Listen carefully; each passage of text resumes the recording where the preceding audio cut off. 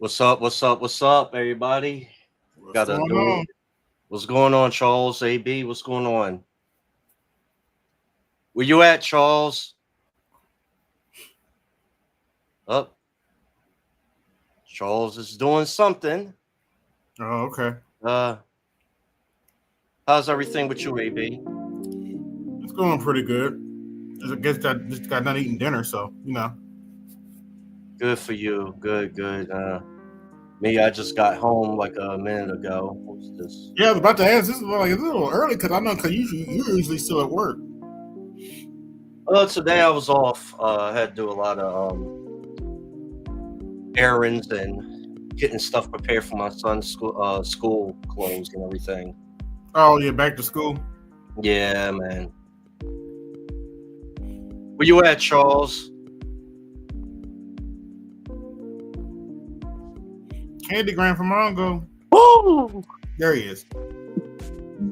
Up here. Oh, One and only Charles Faulkner. What's up, brother? what's up? Uh, well, Sad, before we get sad day started, for all the sad thing for all the Hulkamaniacs out there. but before we get started, I did some while I was doing some shopping, and I found a bookstore. It was a feminist bookstore, and I decided to pick up some books. And since it's going into back to school, I decided to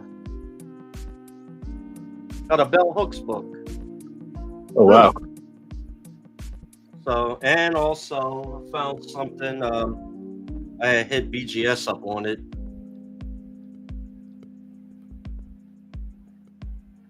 Men who hate women, from incels to pickup artists. The truth about extreme misogyny and how it affects us all, by Laura Bates. So Okay. I'm gonna do a little reading since it's back to school. So hold on. What's up, Naima? Hello, everybody. Hello, everybody. How y'all doing? I hope y'all can hear me good. We hear you loud and clear. Loud and clear. Thank you. Thank you. Sad day for a lot of people. It's rough. For some, it's a glorious day. Yeah. By the way, is the author of that book called Reprobate or Lower Bait? I'm gonna tell you what. My childhood, Laura Bates. our childhood Okay, took an Lord. ass kicking this. I'll tell you one thing. Our childhood took an ass kicking this week. Yeah. Oh, man. Yeah. Malcolm Yeah, Jamal man. Warner. Shit. And for some of you wrestling fans out there, if you're a hardcore wrestling fan, Ozzy Osbourne, the Road Warrior, used the intro to his song Iron Man. Just to let you know, if you was a Black Road Sabbath Warrior fan, you will appreciate Ozzy Osbourne. I know a lot of people they're not into death metal and all that, but a lot of your 80s wrestlers, a lot of their music came from metal songs that we appreciate, appreciate. So,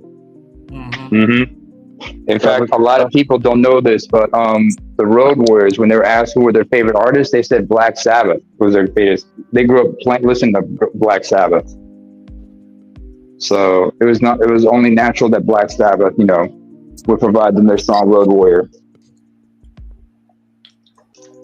That was a great tribute. I'm gonna tell you this one, brother. A lot of people are gonna talk about Hogan, and there's Terry Bollea, brother. There's the character, and there's the human being. Can we separate the two? Yeah. Yeah. Absolutely, brother. How many people here like the Road Warriors? Oh yes. I did. We all did. Let me shut up. Guess what? Hulk was a racist also, but Really? yeah, Mike Headstrand. But guess what?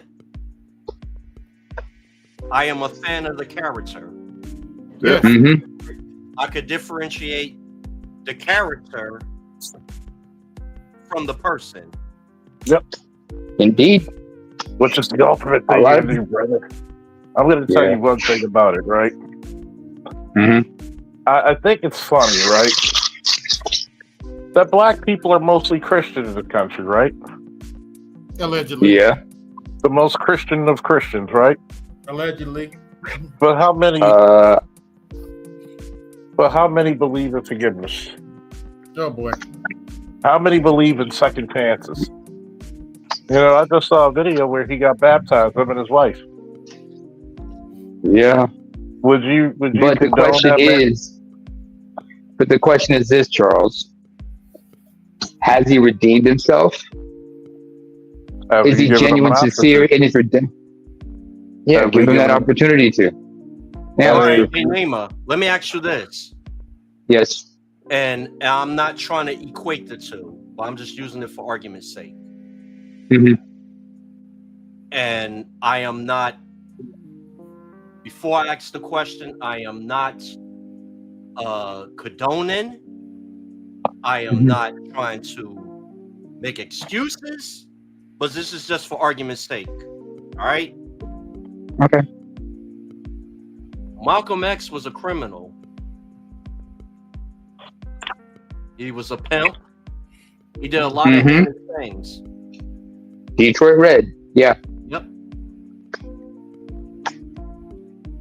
When he was incarcerated, he turned himself around. Now, if I was an asshole, I can make the argument that, well, you know, Malcolm Little only did that because he got locked up and he probably needed protection or whatever. But he turned out to be arguably one of the most influential and remarkable human beings of the 20th century, especially in our community. Yep. Fair enough. Now, I would say this. I know Oh, come on, continue. Jackass out there. Oh my God! Like, Red Pill is trying to make equate Hulk Hogan to Malcolm X. No, I'm not. You fucking. No, he's not. I'm doing for argument's nobody sake. said that. Stop it. Actually, we could. Because one of the most influential people in the 20th century is Hulk Hogan as well. But Because as you were it's not a saying, it's not a far thing, because guess what? It's just, I'm going to give the floor right back to you, Lou. What's up, Artisan? How you doing, brother? good artist. I'm going to give the floor right back to you. How can we be a people who talk about glory, but we don't give grace? How can we be a people of majesty, but we don't give mercy? And we're not condoning somebody's actions when they're wrong, and they got to eat that. Yeah. But at the same time, what's that whole saying? I got to scratch my bald head for a minute. He without sin, do what? Cast the first stone. Go ahead, Lewis. Go ahead. You were Go ahead. I'm sending a link out to people. Okay. To answer Blue's question, the point I was trying to make was, yes, you can forgive someone. Yeah. Yes, you can forgive someone. Everybody, put the link in your rooms. Okay, I got you. Okay. All right. So my point is this: you can forgive someone, but you can never forget. And even if you forgive that person, has that person genuinely redeemed himself and repented? In the case of Malcolm X, Al-Hajj Malik al-Shabazz, Allah yarhamhu. By the way, if anybody doesn't know, Muslims, when they say may they rest in peace, they say Allah yarhamhu, which means Allah have mercy on them. He did redeem himself. He turned his life around. And I would say he completely came full circle when he came back from Mecca, from Hajj and everything. I could be wrong on that one. But the point I'm trying to make is, yeah, we can forgive somebody, but you cannot forget. Especially if you forgive them, they go back and do the same thing. Hold on, Namer. Charles, can you put the link to the StreamYard in your room in case somebody want to come up? And this is Charles' Cash App. And where's yours, AB? Or let me put it back up. Yeah, it should be. If you want to, donate to those brothers, please. If you have the funds. Mm-hmm. That's how a lot of brothers out there, you know, when a man makes a mistake, he's going to pay for it. This is the reason why I believe in penance, because everybody's going to make a mistake. Everybody's going to say something that the world's not going to like. Right. Here's the thing. We listen to music of drug dealers. Yeah. We listen to the music of drug addicts. Hell, some of your favorite stars got criminal records. Biggie. Let's talk about. And one of our favorite, one of the favorite artists made a song about sleeping with his best friend's wife. Yeah. You gotta think about it, right? Differentiate the artist from the person. But let's say if he was sorry about it, if it was a stupid rant, should he get beaten over the head for it? Yes. Should he repent for it? Yes. So here's my thing. You know, I had a friend of mine, she was like, "Oh, you know, he was big racist." One statement he made, he was big racist. One statement. You got a goddamn president. Too. Hold on. You got a goddamn president. You got several presidents who openly said they weren't doing shit for you and told you right in your face while they smiled. You told us you had one president who said if you didn't vote for him, you weren't black. You had one who said, "Nah, the kids shouldn't be bused over there in that ghetto." You had other presidents who basically jailed and made it illegal to made strict restrictions to your Second Amendment rights in California, and he became a president. You had your first black president when he was surrounded by a bunch of Africans when he made his trip to Africa. He said, "Get these niggas off of me," saying that to the Secret Service. And I'm not talking about Barack Obama. He was your second black president. We talking about Bill Clinton. Ooh. Arkansas. Now, I want you to go to Pan's second statement right there.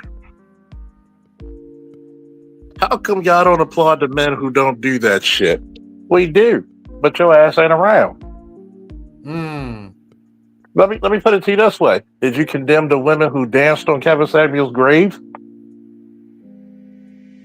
When he was actually rooting for those dumb bitches to be married and happy in relationships? Or did you keep silent like the good old boy that you are?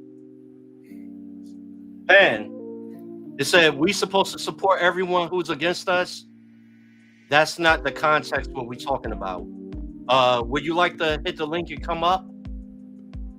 Because we're just making a clear distinction on characters versus the real people. Right. I know Christopher. Hey, I know man, Henry. How old are you, by chance? Pan the man. Can I ask you how old are you by chance? Because hold on, let me see. I did condemn. Huh? Oh, if you want to come up, maybe your comments is not understood in total context. If you like to come up and articulate them, you could feel free. Because we're I know me, I'm a Gen Xer. Charles and AB, if I'm correct, they're older millennials, and so is Hammer. Oh, all right. You're 37, so you're a younger millennial. Yeah, he's a core millennial. Yeah, so you don't. we lost a lot of viewers. Oh, nice. How so? When you talk about forgiveness, you know, It's you're right, JLJ. They danced on Kobe Bryant's grave. They danced for this shit before he was even buried. They're still Well, there dancing was on report, Yeah. the grave, there was unfortunately. reports that they found his remains holding on to his daughter. And with Kobe, can we be honest why they were celebrating on Kobe's grave? Because he There married was a bunch Latina. of black women celebrate. I mean, they were celebrating his death. They was happy that he died because they were mad that it wasn't a black woman taking control of his assets. Yeah, but that's Brandy's fault. Ooh. It is. It's Brandy's fault. She the one that dumped him. Yeah, that's true. That's true. That's true. That's She Brandy's true. dumped fault. him I don't know what because we complaining about. remember that he was corny. A corny kid out of Philly. How many languages could Kobe speak? Spoke 3. And it was learning others. Yeah. Yeah. Yeah, but look what happened to Kobe. Well, look at Kobe's career compared to hers. Yeah. Yeah. The only thing she really did was Moesha. But I mean, the only thing she did was become a single mom and lied about being married. Oops. Ooh. Well, Ooh. I do have a lot of extra tendencies because I was born in '82. So you know, Yeah, you were Zennial. It's almost no. We relate more to Gen Xers because we weren't the participation trophy. Now the '90s, later millennials, that's a different breed, there, boy. Mm-hmm. Core millennials, later millennials. Later millennials, they relate more to Z's. We and late Gen Xers were called Zennials. Late 70s, early 80s kids were called Zennials because, you know, we're a combination of both generations, and we have those tendencies. And we remember a lot of shit that was going on in the 80s. We grew up in the shadow of a lot of turmoil, a lot of changes, the end of the Cold War, the AIDS epidemic, crack epidemic. He always kissed the crack epidemic. Violence of the '90s. Violence of the 90s. The housing crash, the global war on terror. Housing crash, global war on terror. The economic crash, '87. The oil prices going $100 a barrel. The price of grain, 9/11. Yeah. A lot of you don't even remember 7/7. 9/11. A lot of 11 affected me, and you know, Lou, a lot differently than it affected other people because we were in service. Yeah. You gotta look at it. Mm-hmm. We look at things a wee bit differently, and it's funny because you know it goes back into the Hulk Hogan decision. Mm-hmm. Because I hate how everybody has this black woman ideal of cheating or this ideal of second chances. Not saying, does he deserve one? Doesn't he deserve one? That's for you to figure out, not me. That's for your choice to decide. Yeah, Because exactly. That was the point I'm trying to make.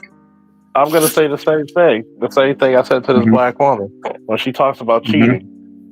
Are you going to give your man 20 chances, or are you going to give 20 men one chance, and then you're going to get mad when you have 20 more bodies added to your belt when men talk about you got too many bodies to your belt? So what is it? We're not forgiving people because a person fucked up and made a mistake? Trust me. I bet you I can record you somehow, some way. You might say something that's potentially racist, sexist, quote unquote homophobic. So I like to tell a lot of people, we want to play holier than thou when we got a lot of fucking skeletons and cobwebs in our goddamn closets as well. Now, am we condoning this shit? No. Hell no. Go ahead. We can separate the character to the man, but go ahead, Liz. No, and the reason for the stream, because when the thing happened, I was on the phone with a lot of people. Charles, you were one of them. And we were talking about the backlash out on Twitter. And, you know, the general consensus is there's a lot of these Z's and probably younger millennials that didn't grow up watching the man, or they watched after, you know, like the Hollywood Hogan era. But if you was a Gen Xer or an older millennial, you don't understand the impact that Hulk Hogan had on, and we're going to talk about Malcolm Jamal Warner too. What Hulk Hogan, the impact he had on young boys growing up during the 80s. And during the 80s, with I see Panda Man, he left, especially with the WWF at the time, wrestling, you probably don't understand the importance that wrestling had, in my opinion, on the impact of masculinity in young boys. Because wrestling with the old school formula with good guy versus bad guy, the impact that it had on it, because wrestling is basically soap opera for men.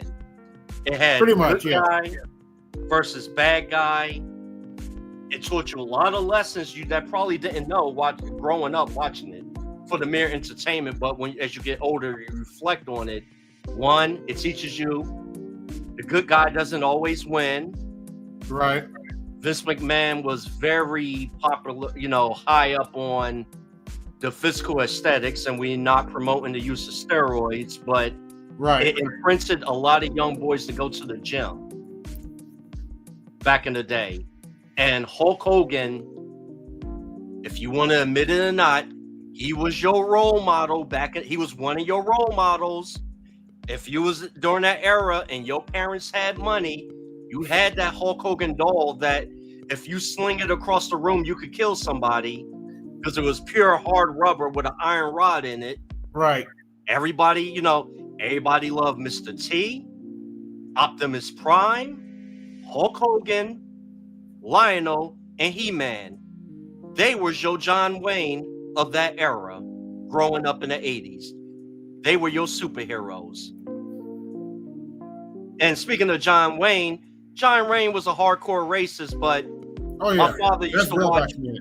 And my father used to love to watch Westerns with John Wayne, and he knew he was a racist. He understood the person from the art form that he was, displaying. And that's what a lot of people, I guess they have a hard problem is we're talking about the character of Hulk Hogan, not Terry Bollea, the person. Because Terry Bollea, a white man who was born in 1953, he was born in Florida, which is the southernmost state on the East Coast during the 50s. Yeah, he probably said the N-word a couple of times. Just like I wouldn't be surprised if Clint Eastwood, and we all love Clint Eastwood, if you watch The Honeymooners, I bet you Jackie Gleason would have said it. And you know what? If Ed O'Neill, the 90s favorite dad, if a tape came out with Ed O'Neill, Al Bundy, if it was a tape of him saying the N-word, it wouldn't surprise me. But guess what? I love Al Bundy. I could differentiate the person from the character.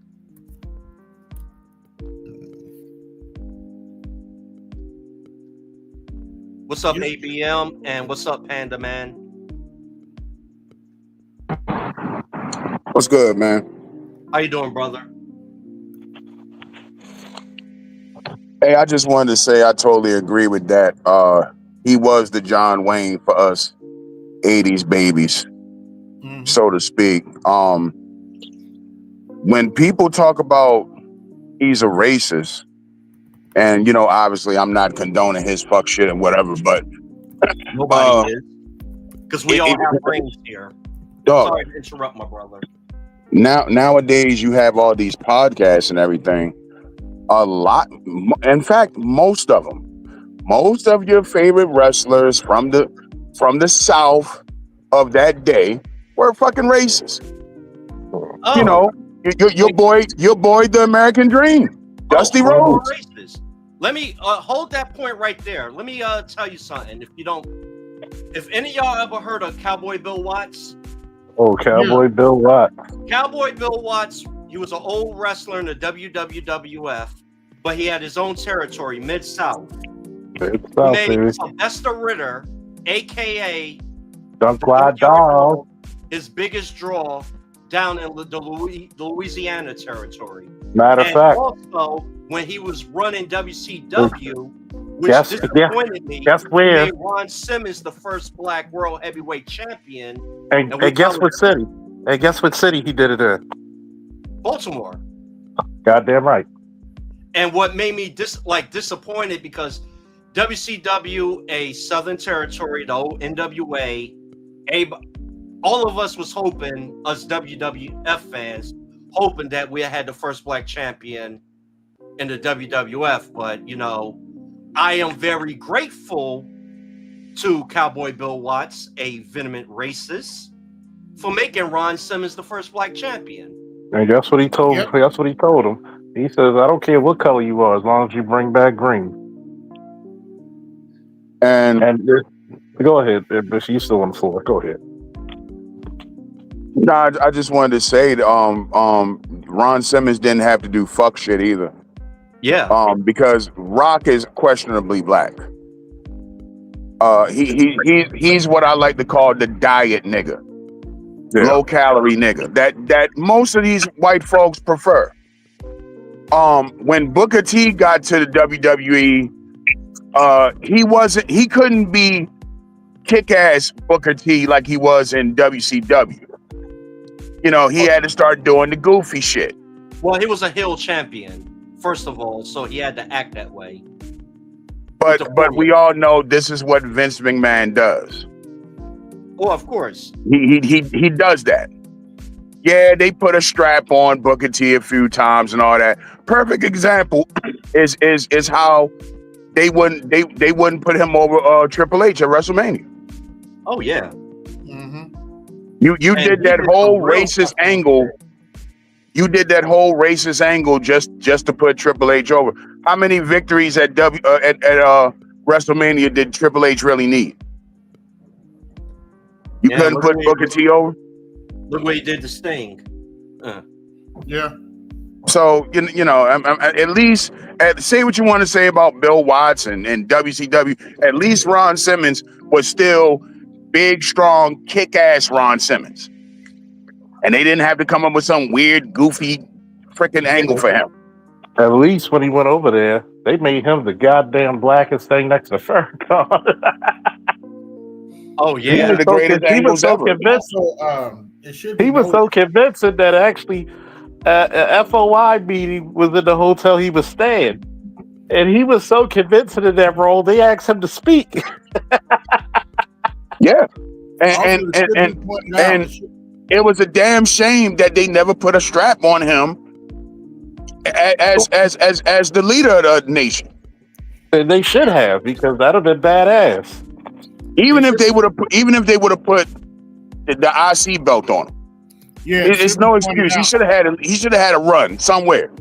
He should have had you got a former world champion, a former respected world champion, a college Hall of Fame player. And trust me, the college Hall of Fame is very difficult to get in, by the way. It's even more difficult than the pros. You telling me At the position of nose tackle. exactly. And you telling me, trust me, there's a video I'm gonna post of Ron Simmons when he was younger. In his early 20s to teens, that motherfucker was built like a comic book character. You're telling me you didn't put the world title on this motherfucker when he played such a convincing role as a black nationalist, and it made you and what he was saying wasn't wrong. It kind of made me proud to be black. Mm-hmm. Because you never seen that character in pro wrestling before, ever. And bring your ass up here, Bay. Even Bad News Brown. Oh. Even Bad News Brown wasn't as hardcore as Nation of Domination Farouk. Oh, he was hardcore. And Bad News Brown was probably the meanest, blackest fucking wrestler coming out in the 80s. So you know, I don't think nobody was blacker than him. He was a bronze medalist in judo. A lot Maybe of Mr. Hughes. How about He's a Butch bronze Reed? medalist in judo. That motherfucker scared the shit out of Andre the Giant. Well, I mean, he you didn't scared want to Hulk say. I mean, Hogan. one thing Remember the rumor that Hulk Hogan had that allegedly they was going to put the title on Bad News when he came from Japan to the WWF, and Hogan squashed it because it was supposed to be some rumor that Japan was had a bounty on Hulk Hogan, and Bad News Brown took the bounty allegedly. Yeah. But Vince McMahon was thinking about putting the strap on Bad News. He was believable. And that's the thing I just want to bring up there. And that's the thing where people forget. And I remember, thank you, Jim Cornette, for mentioning this. Even Jesse Ventura has mentioned this.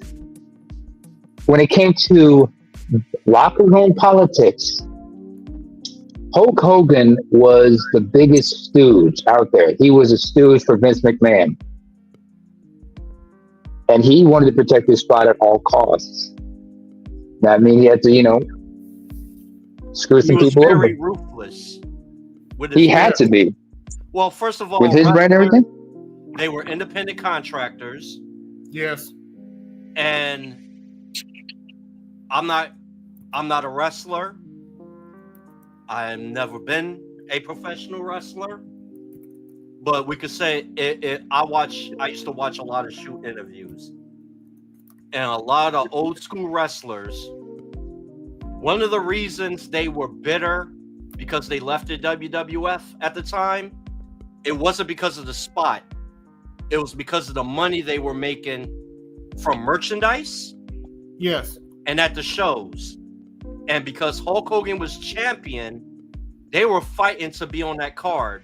And to be honest, as taking a step back, everybody agreed, Hulk Hogan, the Golden Goose, should be champion because he's the biggest draw of all time. And people made a lot of money with Hulk Hogan being champion. They just wanted to be on the card chasing the belt. Because you made money. Let's be real. Let's be real.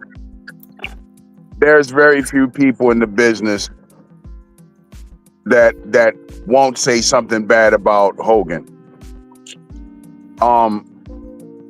If you notice, Hogan fucked over everybody he ever had to work with. Yeah. Including the Undertaker. He talks about that all the time. I mean, Hulk Hogan, for all intents and purposes, is a piece of shit. The character Hulk Hogan is one thing, but the actual guy is a piece of shit. Terry Bollea. He's a piece of shit. Oh, yeah.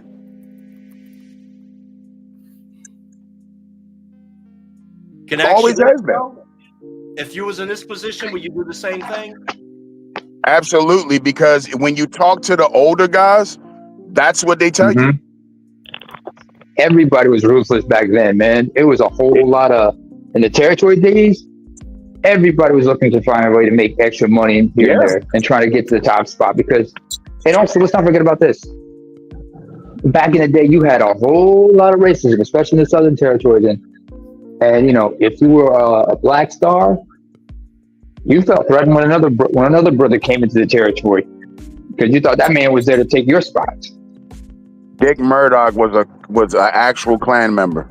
Yeah, Dick Murdoch was a Klan member. Yep. He wasn't the only one. Because he actually, there was a story when he was like, oh my God. When he took fucking Dusty Rhodes to a Klan meeting, he's like, what the hell you taking me here for? Like, oh no. I said, you got to think Dick Murdoch was a staunch racist. But guess what? Dick Murdoch is not above making money. Hey. I'm gonna tell you, it's like this. Let's stop beating around the bush. Most of you motherfuckers who are too young to remember didn't experience the testosterone 80s, as I like to call them, where you sat on your dad. Most of you fucking go ahead, say it. Let's say it. most of you fairies who love your participation trophies didn't have the opportunity to sit on your daddy's lap watching Rambo First Blood, taking a sip of his beer, and he told you, don't tell your mother.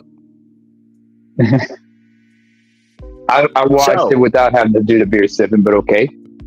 So, you got to understand something. For a kid to look at a guy with bulging muscles saying, say your prayers, do your workouts, and take your vitamins. Take your vitamins. When you got to think about it, you later millennials and Zs, your greatest cartoon heroes were not even your heroes, because if you count Justice League, those are ours, if not my father's things. My favorite heroes had the moniker of Lord of the Thundercats. I rule every goddamn anthropomorphic cat in the world or the universe. One of my favorite characters' moniker is what? The most powerful man in the universe. If you really think about that in esoteric knowledge, that is a hell of a statement to make, is it not?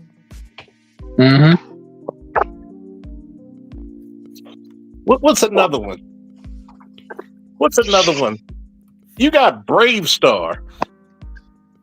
You got Wait, Visionaries. Charles. You said esoteric, right? Yeah. And what do you mean by esoteric?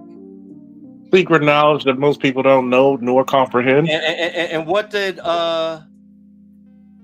Lionel represent? They represented the king, and also when he had the sword, he represented the all-seeing eye. Which is the eye of Ra. Okay. AKA the pineal gland in your brain, which is a third eye. Wait, hold up. And what did he say when he wanted to use that knowledge? Sword of Omens. Yeah. The complete gods and goddesses of ancient Egypt. If only Sandog was here, because he'd be put me on blast right now because of my ancestors. Egypt. Yep. All right. You're right, they drew First Blood, not me. And you know what's funny? When I looked at First Blood coming home from the war, I was like, "Oh my god, I completely get it now." The PTSD, the breakdown at the end. He broke down. If you read the book, a lot of his friends, it was only like 2 made it back home. It was a black guy. Remember First Blood? It was the black guy. He went to the mom. And it showed you one thing very important. Very important that in those 80s movies did. If you notice, Rambo's team was multicultural. Do you remember, Charles? And Charles, who was the first person? Hold on. Who was the first person that Rambo wanted to see? His friend that was black, and he found out he was dead. Elmo. From cancer, from Agent Orange. Agent Orange, he died the summer before. Think about that. And he was devastated because he was all alone after that. Yeah, you got to think of shout out to Sylvester Stallone for playing that role beautifully. You can see it on his face. And that's the thing that I will say about the 80s that nobody gets. That if we would have kept the level of masculinity that we had in the 80s, a lot of this so-called wokeism and racism shit that you see would not exist.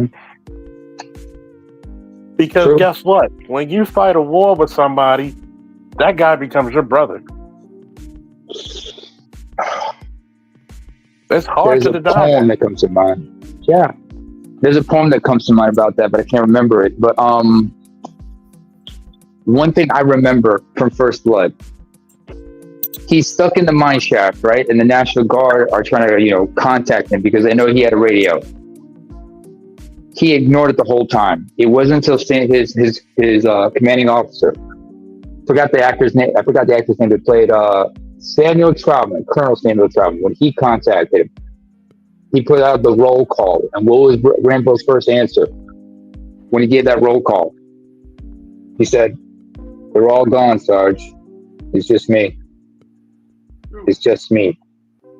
And then in the end of the movie, at the police station, when he said, "It's over, Johnny, it's over," he's like, "It's not over for me." And that's when he finally came to terms with everything. The PTSD. You basically, you're at your breaking point. But you got to remember, the same thing we saw in the 80s was this masculinity. Little boys, you got to remember, this was the start of the single mother holding epidemic. You got to go further back with that one.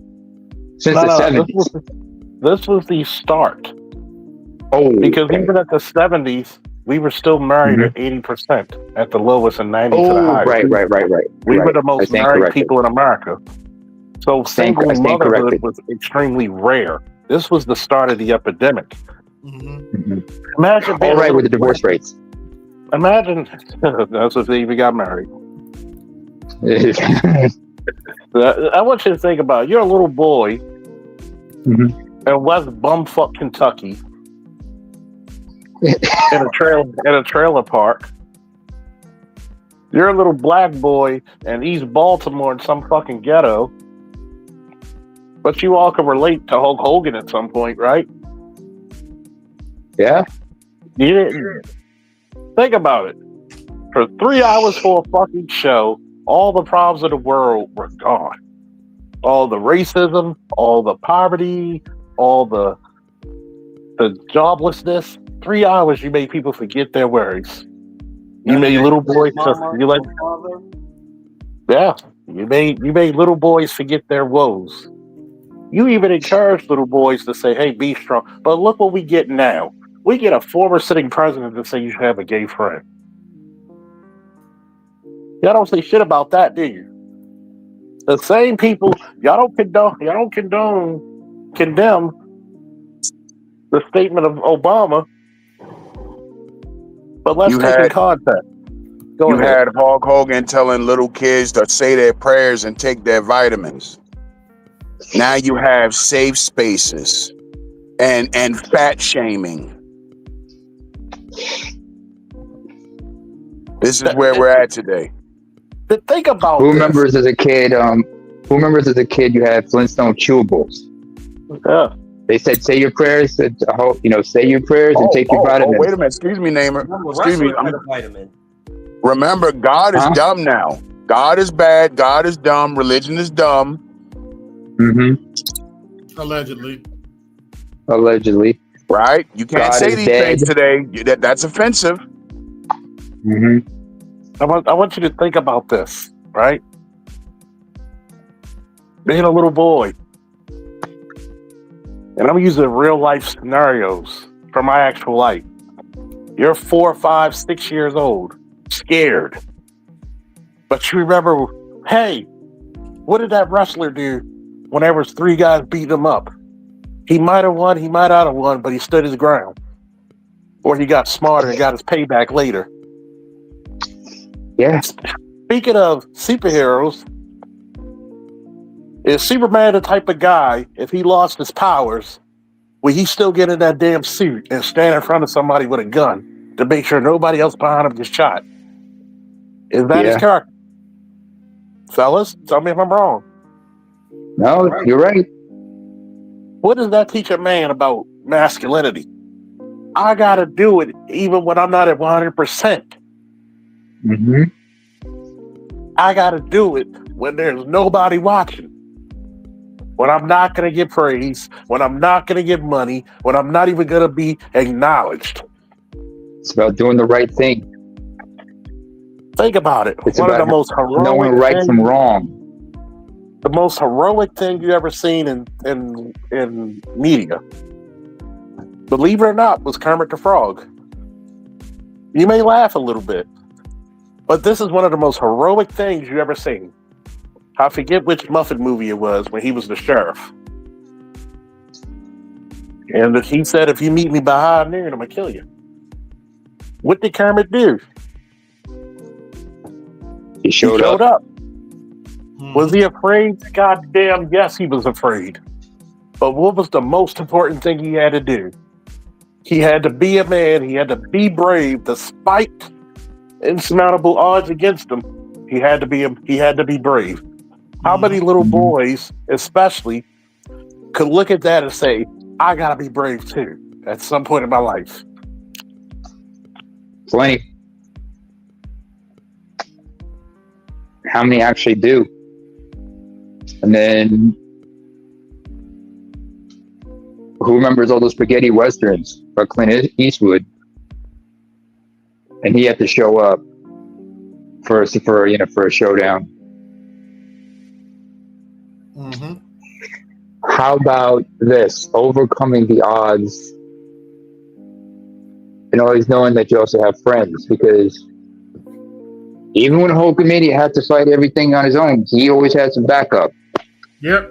Whether it was in the form of Junkyard Dog, Jimmy the Superfly Snuka,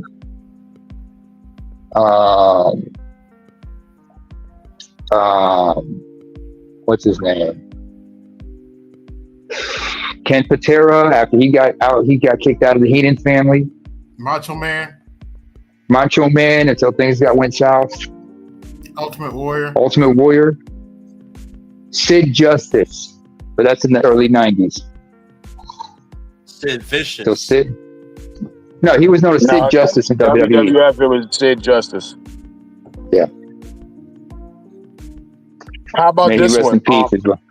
Go ahead. How about this one? Embracing being the bad guy. The greatest heel turn ever.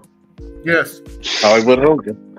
Oh yes, when he dropped that leg on Savage, that was the greatest heel turn ever. He went from the red and yellow to the black and white. That was the greatest. And he gave the thumbs up to Howard Nash. And nobody seen it coming. Embrace being the fucking bad guy. Embrace being the villain. And which is what we say in this space. And that's something that men may have to do, which you will. Yes. Because your opinion, or you have facts that you've proven, may be so apprehensive to someone's hearing that you're going to have to, like when I told this chick, most black men, these black men have all these babies. Most black men don't have babies. I don't believe it. I said, go research it. Go look it up. Well, I'm not going to research it, but I don't believe it. I said, but you got 6 kids, but you don't believe it. Okay. You got 6 kids by 5 different dudes. If those dudes have no more children, they got 1. You got 6. Get the fuck out of here. And it's actually went up since Kevin Samuels. When Kevin Samuels was doing this thing, it was 51%. Now it's 55% black men single and childless. Yeah. And it's funny because that's how low they think of you. Like, we're just baby makers. Even though if a black woman has 2 kids, there's a 70% chance they're by 2 or more men. Hey, Charles. Can I ask you a question? Yes, sir. To go on a little segue. Do you think these women will appreciate a Malcolm Jamal Warner? No. Do you know Michael Jamal Warner? May he rest in power. May he rest in peace, paradise, and power. Do you know that he has a Grammy with him and Layla Hathaway? Yeah. Oh. Did you know that he also has an Oscar, an Emmy? So you're telling me, see, I'm going to say this and somebody hit me with the big boot and the big leg drop from the ropes, the Hulkbuster leg drop, if I'm wrong. I'm starting to think black women do not like successful men, regardless of what they tell you. Does the word resentment come to mind? You got chicks who are married to presidents, and you had to acquiesce to that man when he stepped on that stage and say he was a damn good father and he did stuff that I couldn't do. Mm-hmm. He was the behind one his who back. but behind his back, you gonna twist that goddamn K-bar. But guess what? You knew when to act right when the man was on stage, because you know goddamn well if he would have pulled the big joke and said, who trained Bollea to sleep overnight? First of all, I would say. Go ahead. But to answer your question fully, no, they would not appreciate him because they would look at him as corny. Especially look at the character Theo, who lived in a fucking brownstone in New York in the 80s with his sisters and his two successful parents. Mm-hmm. In an affluent neighborhood. In NYC. So you're telling me they would be trying to look down upon him when he outranks them vastly.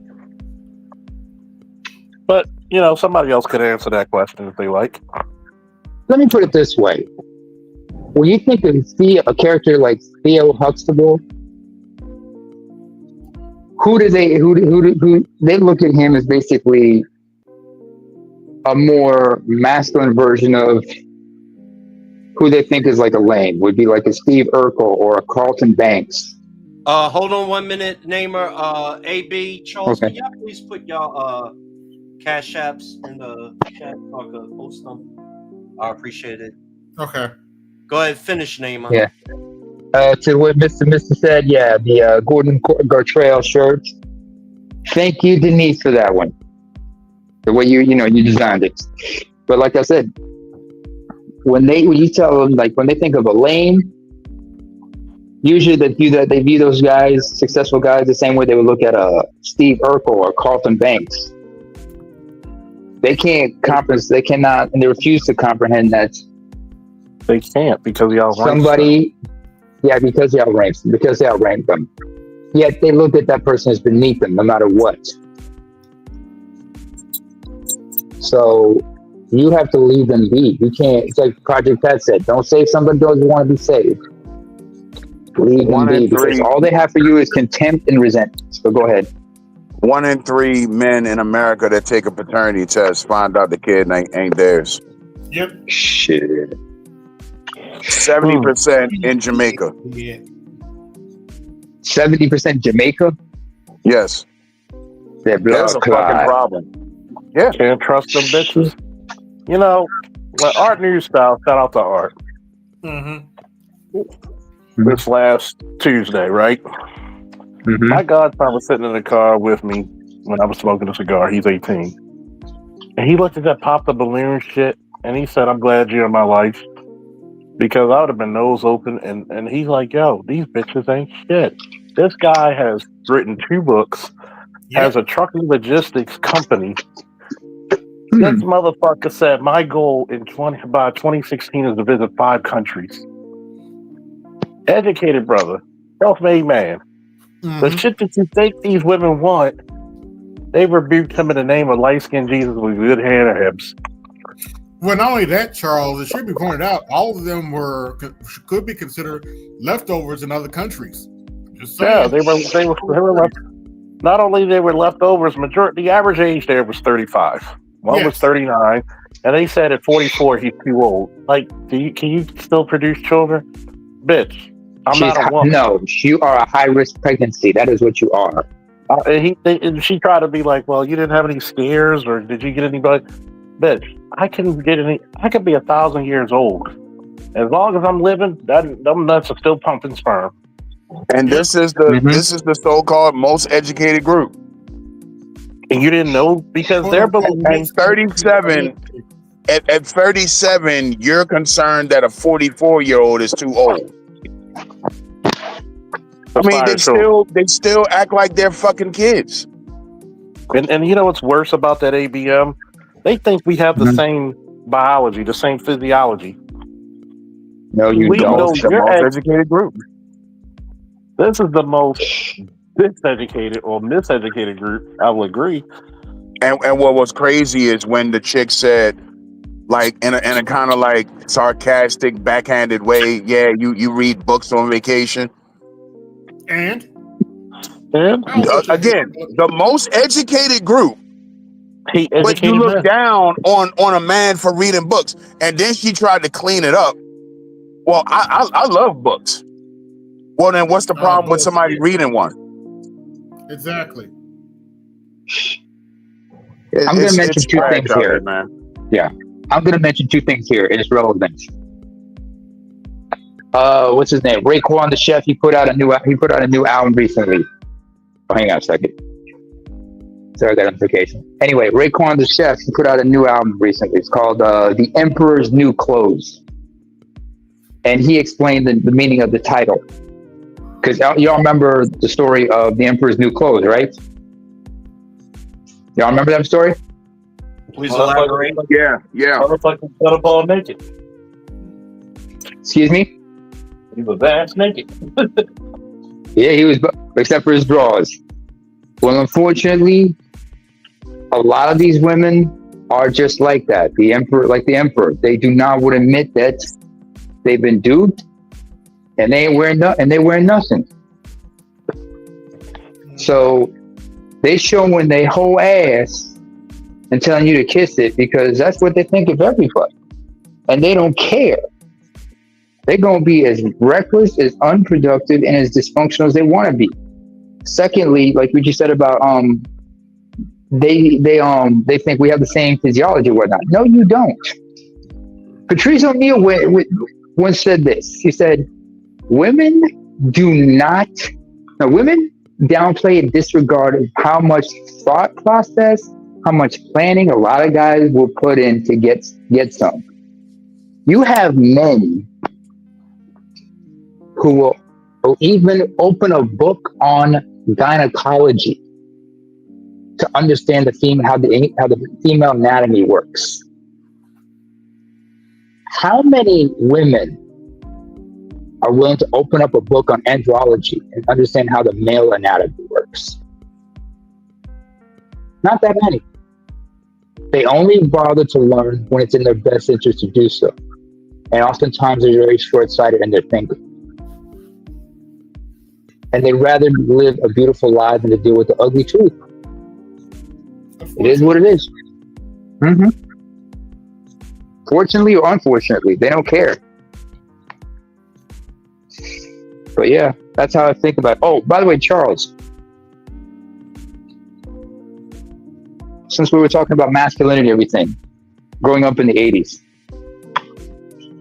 and Rambo was brought up, I remember as a kid, this was 4th of July, 1987, 4th of July weekend, in Landover, Maryland, at the Capitol building, there was a benefit concert that they broadcast on HBO for Vietnam veterans. And there you had a lot of people, you had a lot of musicians who are the past and at that time present, they were all performing and whatnot. And there were also certain vets who talked about what they went through. Because most of the audience were vets and they all related to a lot of the things. And I remember watching that, and when I was young, I didn't understand it. But when I watched it later as an adult, I realized, oh, wow. Because you understand the difficulties of what a lot of men had to go through. What it meant to be a man, a soldier, committed to duty, even though you didn't understand what you were doing. I don't know. I forgot the name of that benefit concert, but if I can find it, I'll try to send you a link to it sometime, right?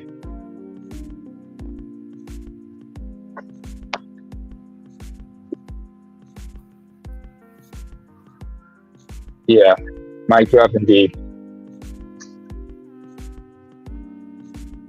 Anybody get quiet? No, we hear you.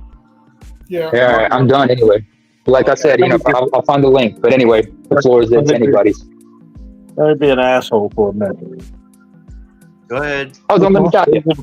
Is it more important of what Terry Bollea said during the tape discussion where he didn't know he was taped?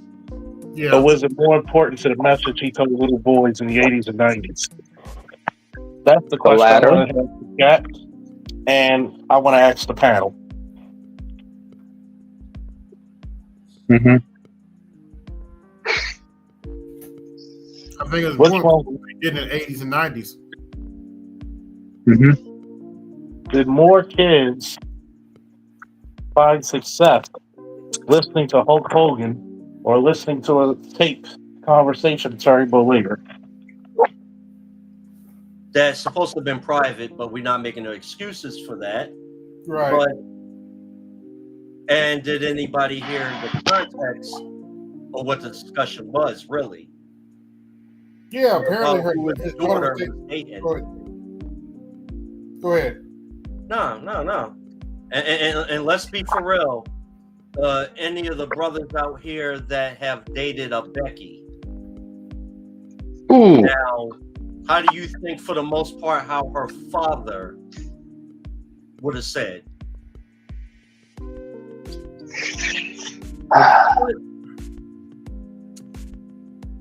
Not making no excuses now, but Yeah. There was a situation where I did get involved with a Becky. Not only did I meet the father, but I also met her paternal grandparents. I beg your pardon. Not only did I meet the father, but I also met the grandparents. You know you get 5,000 lashes for that, Neema. Yeah, that's true. You know, Umar Johnson. So, but yeah. Yeah, but then again, me being what I am and coming from where I'm come from, he probably look at me like, make it 1,000. So I'd be like, you know what? Hell, make it 1,500, make it 2,000. He didn't even question my blackness because of my ancestry, but that's neither here or there. I So, beg your pardon. but anyway, They're gonna no. I would They're gonna say, question you. They're gonna question you because we urban niggas and you a sand nigga.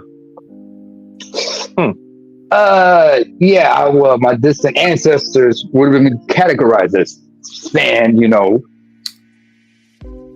So yeah, you got me there.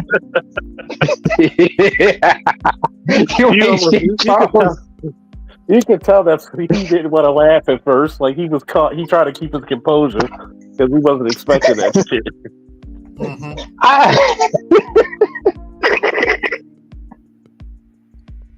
Charles knows how to kill me, man.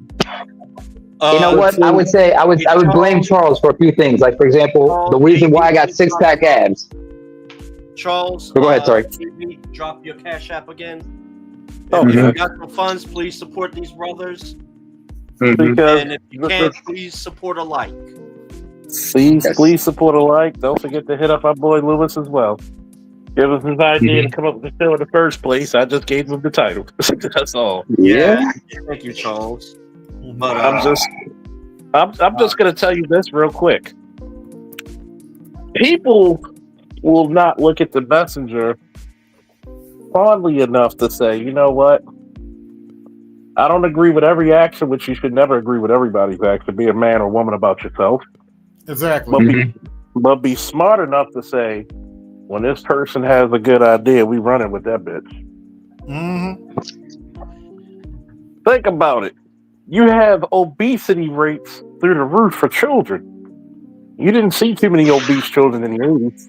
It was weird. only if they had thyroid problems for the most part. Yeah. Thyroid, or maybe they were born with A gland problem. they were diabetic, like Yeah. gland problems, or they were what's that shit? What do you mean? The first Describe it. the diabetes.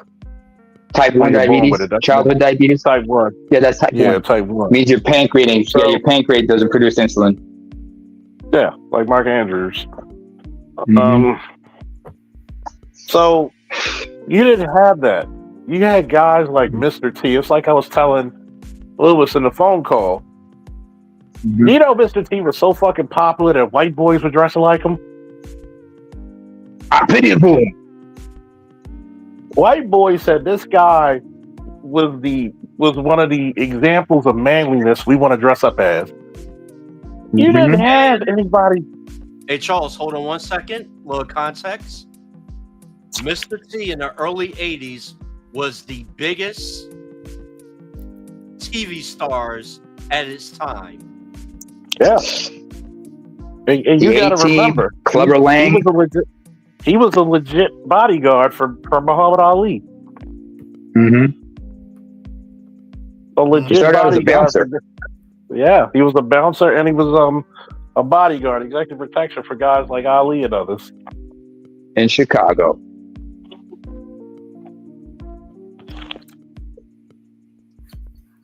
Oh, wait, here's another example of a black man who was of masculinity we forget about. One of the greatest Mr. Olympians in bodybuilding, Lee Haney.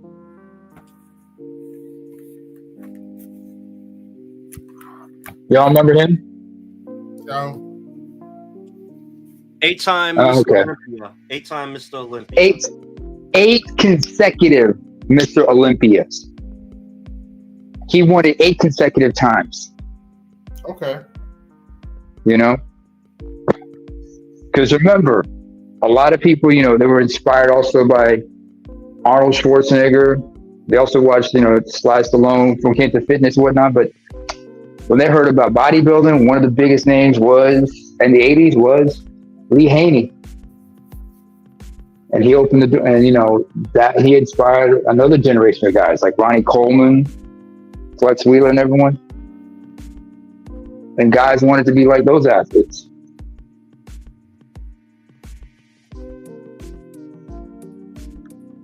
But, what's Mr. Mister saying here? Hey, it's Snowman. Welcome back. He said, I have learned one of the white guy's deepest fears is have a black man drop some dark D and their daughters, sisters, mothers. That's true. True. Hey, Snowman. How you been? I am exhausted. Had the game. That was a what? And they did good. In the second half, they did good. I just figured I'd pop in here for a few minutes. All right. Hey, relax. Hey, rest up your feet. We're just having quite a conversation about, you know, professional wrestling. Yeah, I know. Mm-hmm. I don't care what anybody says. Hogan's the reason I got into wrestling, into watching. Mm-hmm. He was my original wrestling hero. Yes. I don't care I don't give a fuck what anybody says or how they say it. The first 2 wrestlers that I got hooked on were Ric Flair and Hulk Hogan. Now one of those heroes is gone. Say what the fuck you want, what he did later, about what happened to him later in his life. You can't argue the fact that he put the WWF on the map. There's no argument. He and Vince McMahon. And, you know, Snowman, a lot of people try to say that, you know, Hulk Hogan can't wrestle. I know, watch his Japanese stuff, but my response is actually 2 words. Hulk up.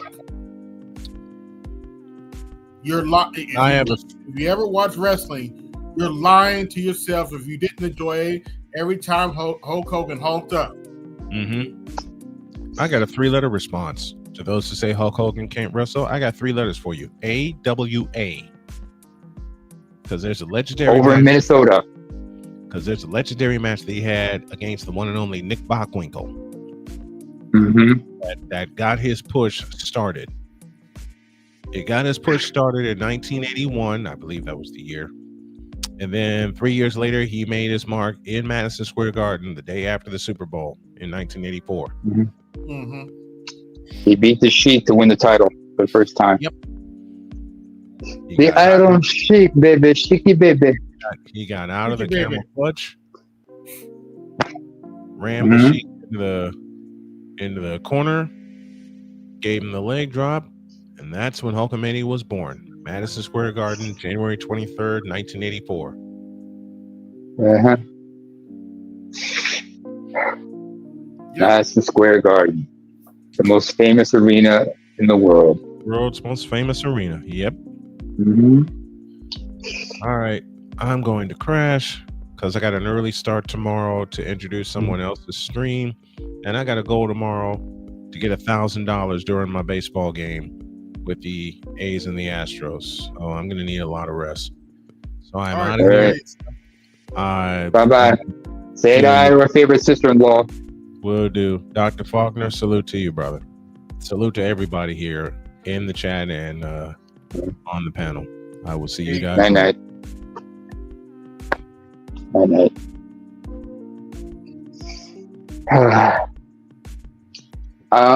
Charles, I don't know if you heard me earlier, but when we were talking about 80s masculinity, I had mentioned also besides Mr. T, when we thought about black men and masculinity, another name that came to mind was Lee Haney, one of the greatest bodybuilders of all time. The greatest bodybuilder of all time. The greatest. Eight time. Better than Arnold. Mm-hmm. Better than Arnold. Have you seen what he looks like now in retirement? He looks great. He still looks great. No surgeries, no nothing. Mm-hmm. And it's funny. Here's another thing of black masculinity you hardly ever get mentioned in the 80s. A man called Hawk, anybody? Yeah. Think about that. Well, it took black masculinity to save the comic book industry. Mm-hmm. But we're going to stay on subject.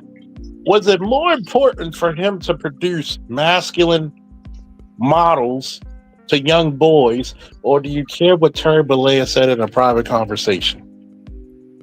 Let me ask you this question. Right? Mm-hmm. How many of the panel and the chat have sisters? Me. I do. Did your father ever said when she wanted to date some hoodlum, if you gonna date a nigga, you gonna date at least a nigga with some money? Mm-hmm. Mm-hmm. So Richard Pryor's a good night kiss. What did Terry Bollea say to his daughter? If you gonna date a nigga, it better be a nigga with some money. So let's take that in retrospect, right? Let's take that in retrospect, right? Oh shit! Let's really break this shit down, right? Mm-hmm. How many of you motherfuckers in the chat have daughters? What would you say to your daughter when she want to date the neighborhood thug?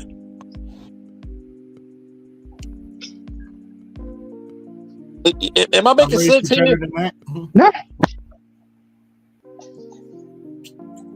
Am I making sense here?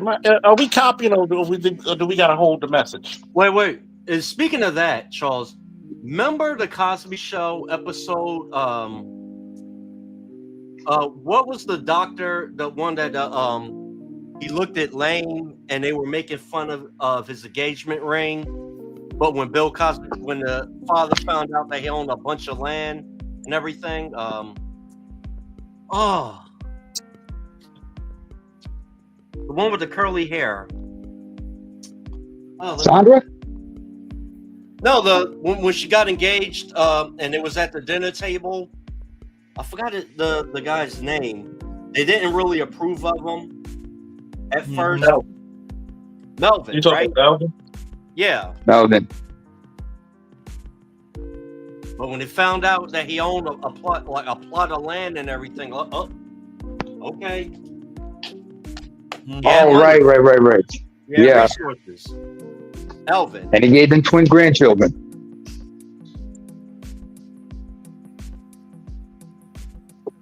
Elvin.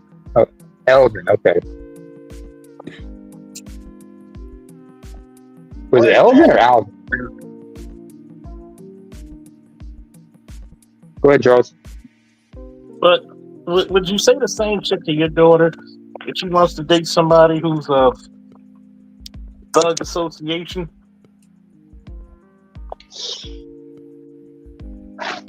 If you're from the hood, yeah, let's be for real. Mm-hmm. Do we Would got you money? say the same shit from your daughter Or you're really mad because it was a white guy saying the same thing your black ass would. Just And if saying. you and if you Super, want, just saying. or if you're one of these soft milk toast motherfuckers, you're just mad because he was at the Trump inauguration, at the endorsing Trump at the Republican convention. I mean, I just want to know for inquiring minds, people.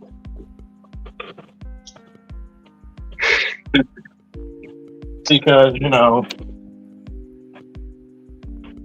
a concerned father is going to be very concerned about who is doing the dating, right? Mm-hmm. Mhm. Because he knows if she gets pregnant and the nigga not worth shit, who got to take care of that baby? Mm-hmm. Him, He does. he does, because that's not going to be his grandchild. And how many times is the grandparent really taking care of the children? Shit. So, Shit. so does one comment disqualify everything in book of work that a man does? Is the ultimate question we're going to ask. No. No. What if it was a mistake? What if he is racist? Did he do more good in a community that was suffering from single motherism? What's that old song we forgot in the 80s? You take the good, you take the bad, and then you have what? The facts of life. The facts of life. But I always ask We this question forget. to women who are Christian. I always ask this question to a lot of women when I point out.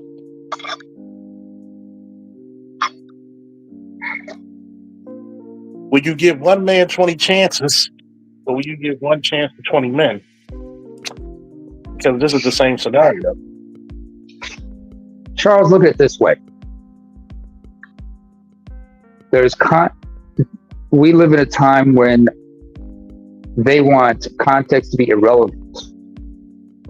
But we cannot live in that world.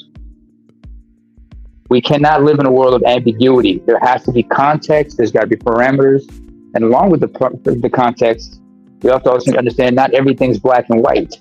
There's a lot of nuance, there's a lot of gray area.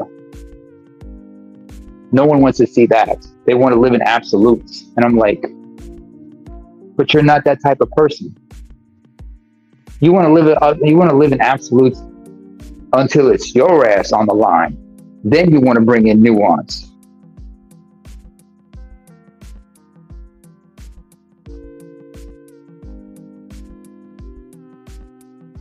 Floor is everybody's.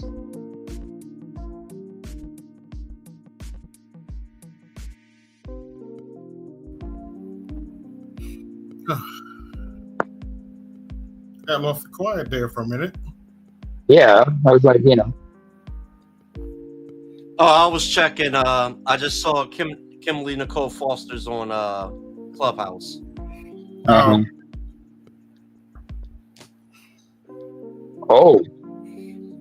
Oh, the yeah. Sanders on Clubhouse, huh? Yeah, Uh-huh. yeah. How active how busy are they? How active are they nowadays on Clubhouse?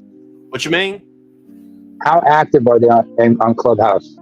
Kimberly's on every day, but they're smart to be in rooms that you can't have the replay on. So you got to catch them and record it through your phone. But What does Bowser have to add? I wonder. Anyway. yeah, like when they were talking shit about Dr. Tommy Curry, but I digress. But like I said, we need context and nuance. And I would say this about that video, about when that video was put out. Everybody was upset about, I can't believe Hogan, I can't believe Terry Bollea would say some shit like that. But I'm like, when you look at the circumstances of how that clip was released, remember this came out like what, around the same time, just sometime after what happened with Donald Sterling? But you know what's funny? They were more concerned about him saying the N-word, but they weren't concerned about him fucking his best friend's wife. And that guy was also, and Bubba the Love Sponge. Now that was a guy. Yeah. He was like releasing that clip to Gawker. It was because remember it was Gawker who put it out, and when Hogan decided to sue them, and the guy, the husband, he was into that shit, that wife swapping shit. Oh yeah, swinger. Yeah, he was a swinger. And has anybody seen a documentary called "Right to Speak"? No. It's a documentary about freedom of speech and journalism, and it was on Netflix. And they talked about Hulk Hogan versus Gawker. In that documentary, they talked about what happened. All the stories surrounding, the Gawker releasing the video, the secret recording of Hogan, saying what he said with that pillow talk. And you realize, when Hogan decided to sue, the person who helped him and picked up and covered the legal fees was Peter Thiel. And Peter Thiel had it into Gawker because they outed him.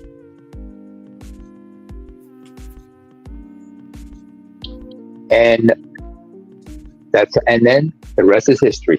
All right, I got a question. Anybody know who Peter Cullen is? Peter Cullen. Fireball to the spine. Know who he is. But Fireball to the spine. Yep. Leader of the audience. Ticker of Megatron's ads. And Peter Cullen is old as hell. White man. He's like in the mid-80s. Will you stop watching Transformers if you find out Peter Cullen said the N-word? Goddamn. Might be happy to hear it. I would have heard it in Optimus Prime voice. Oh, yeah. These niggas in the Decepticons are gonna get ran on. Spin the block, double D. Spin the block. What are we doing after this time? Spinning the block on Decepticon niggas. Brace yourself, fool. I want to hear that in Peter Cullen's voice. Yo. Just to go off a little bit topic on that. I want to hear I want to hear Angry Rant and Optimus Prime voice. I'm sorry. Shit, let's hear all the Decepticons and everybody start, talking foul and everything. Just cussing and shit. Who are you? Megatron, leader of the motherfucking Decepticon. You know what? No, wait. What if you had Megatron cussing like Samuel L. Jackson or Bernie Mac? I'm tired of these goddamn Autobots on this motherfucking plane. Goddamn.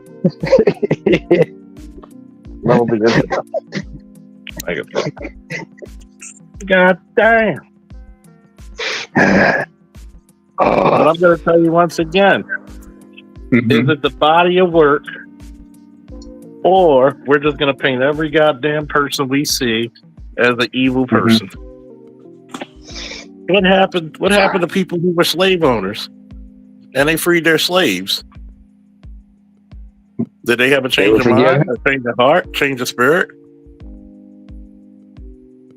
What was the motives for them releasing the slaves? Just give you your freedom. Do you really care about the motives, or you free? You're free. Okay, fair enough. Because really, if it was economic, spiritual, heartfelt, the fact that I got your wife pregnant and I want you to take care of the baby, I mean, you're free. Think about it. Yeah. How many times in the black community, you with a black chick, she takes care of you, but she calls the police because she want to keep you tamped down and in control? That she comes bail you out. Does that mean she really got your best interest? Or she wants to protect her investment? Protect your investment.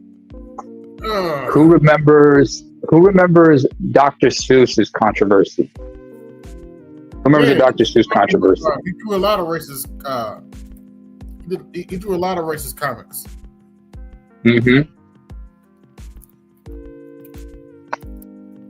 Are we gonna stop watching Tom and Jerry because of some of the old cartoons has a lot of racist shit in there? Like the mammy, the old mammy, Thomas. Or like, you know, when sometimes, you know, when somebody got hit with a dynamite and then you see them, they look like somebody in blackface. Mm-hmm. You got to understand what was funny back then was meant for that time.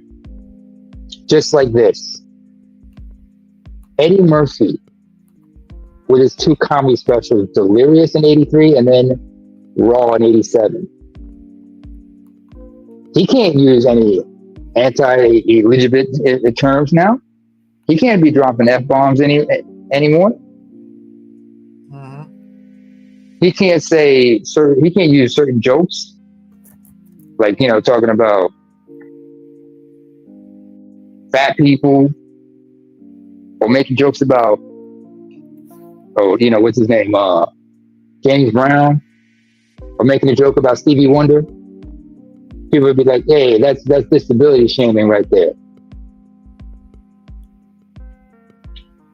I mean, Bernie Mac, he would have gotten canceled if you try to, you know, have a show, try to do it like stand up like now. Mm-hmm. Or late night. Late night, you know, a lot of them have been canceled. So, it was good, man. But like I said, you know, we're so caught up in like certain things they've done in the past. Or what's his name? Forgot the name of the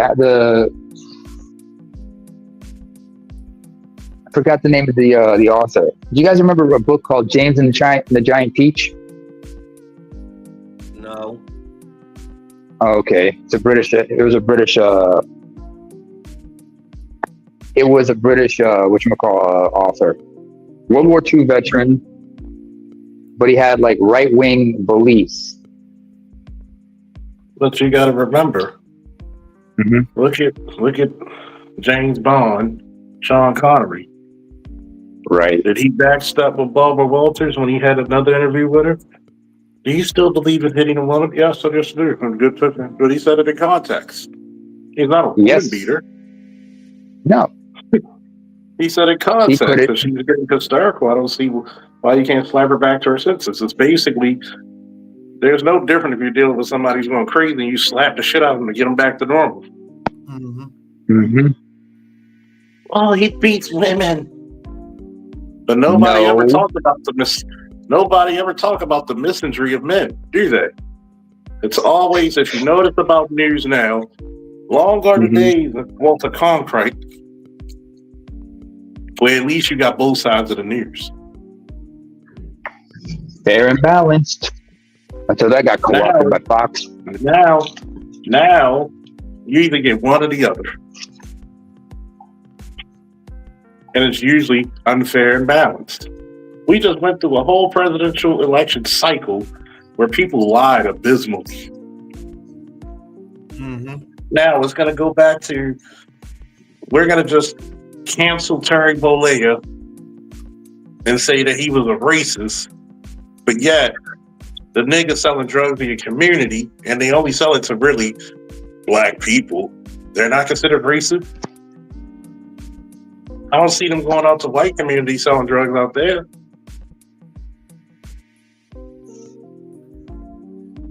It was the rapper Special Ed. Oh, go ahead. You have black boys who can't read on grade level, and their mothers won't read to them or educate them. Is that not racism? Mm-hmm. Because they wouldn't do that to a white boy or a black girl.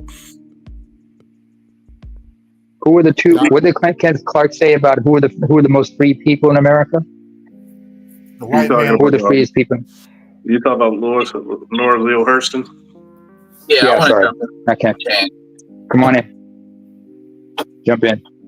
So as far as Hulk Hogan, one thing I'm gonna say is I understand the legacy he has. Particularly, he's not somebody that speaks to me, so I'm not necessarily like a fan.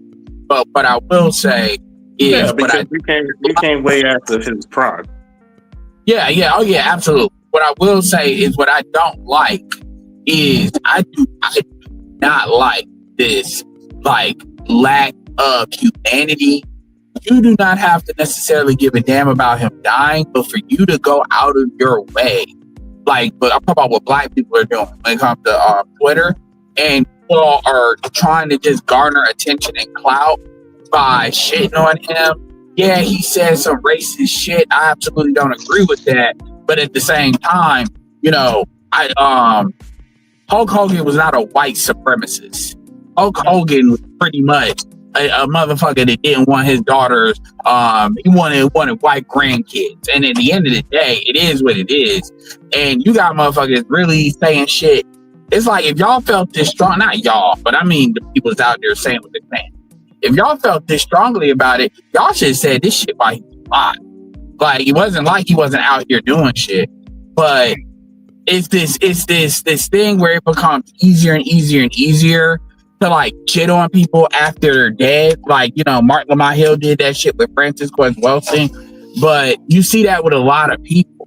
It's like, you know, it's gonna happen. These will be the same people that'll feel some type of way if white people, which they will, you know, when Bill Cosby dies, they're going to, you know, shit on his legacy and shit like that.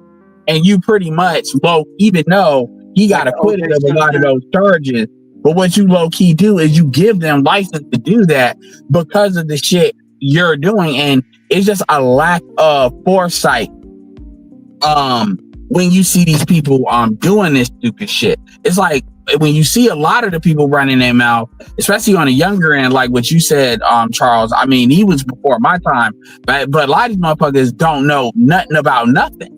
They don't look like when it comes to him. So they don't know the context of anything.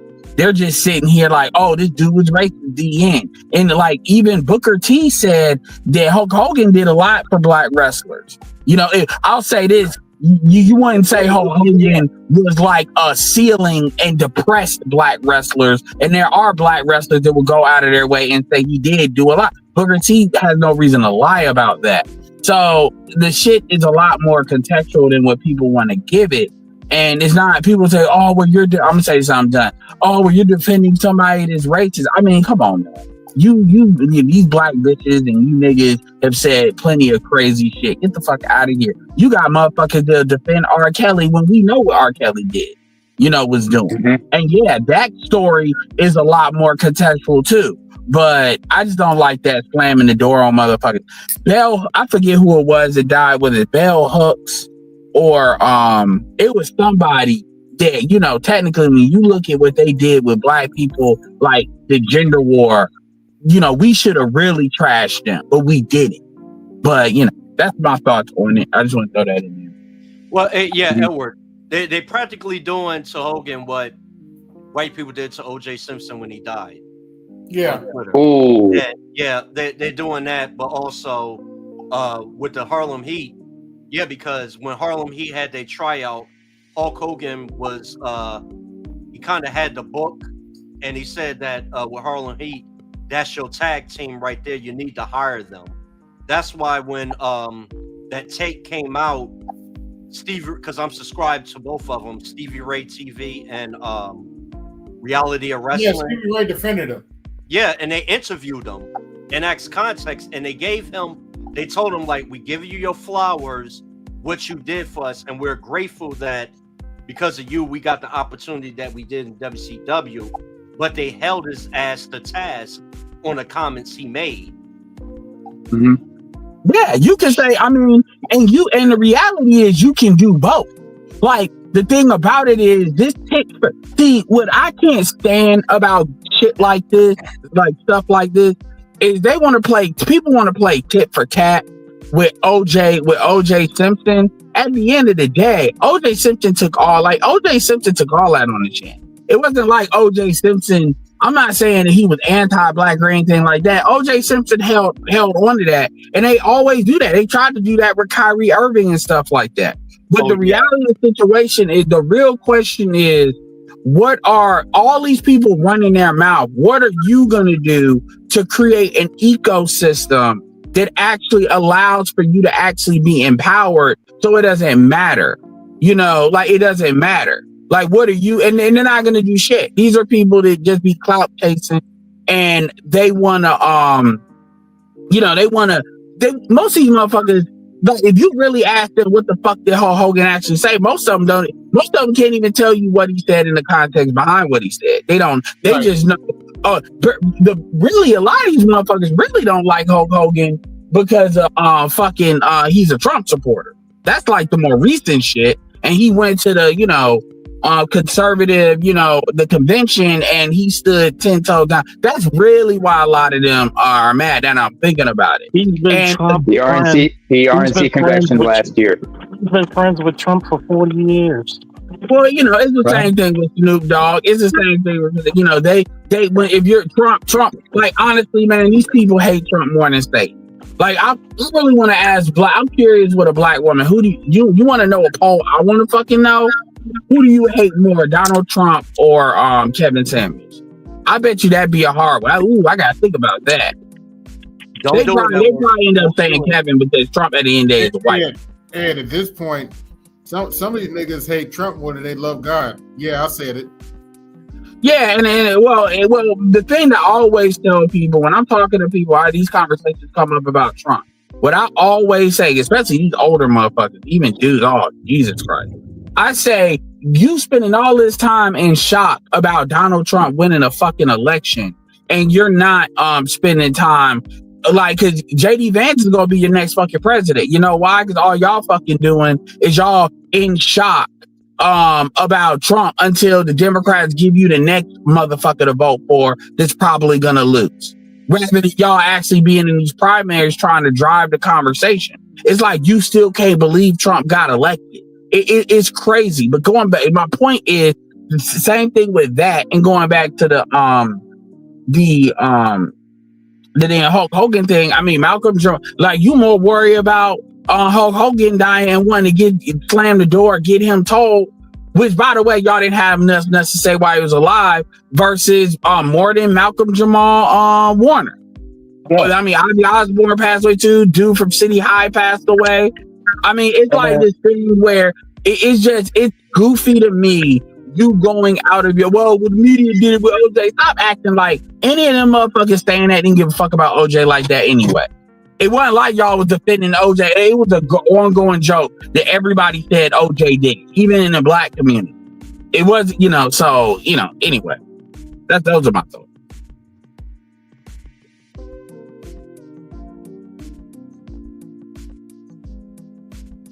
I'm just gonna say this. The same motherfuckers who want to talk about Hulk Hogan will never talk about their baby daddies. I don't even get started in that damn T-app bullshit. Good, bad, ugly. Hell, that's you in the DMV, Charles. Find out Charles in that T-app. Let me put it to you this way. And Ron,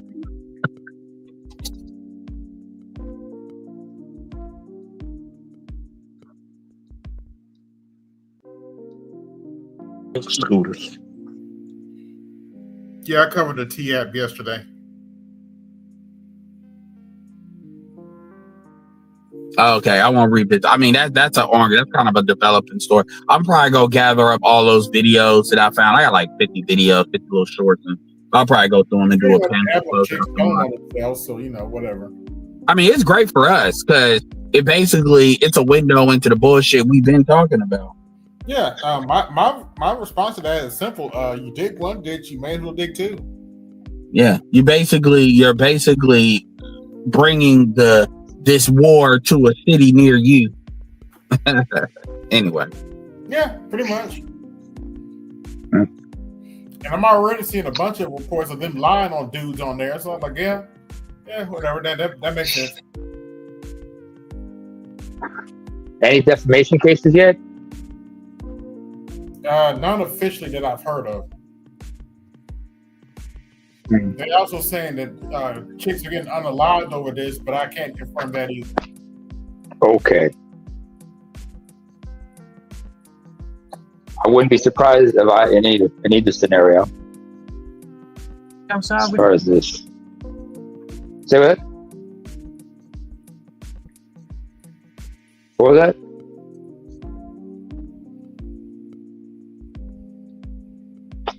Anyway. Yeah. No, go ahead, AB. But as I was saying yesterday, you have to verify. Apparently, the apps for females only, and you have to verify your identity and all that crap.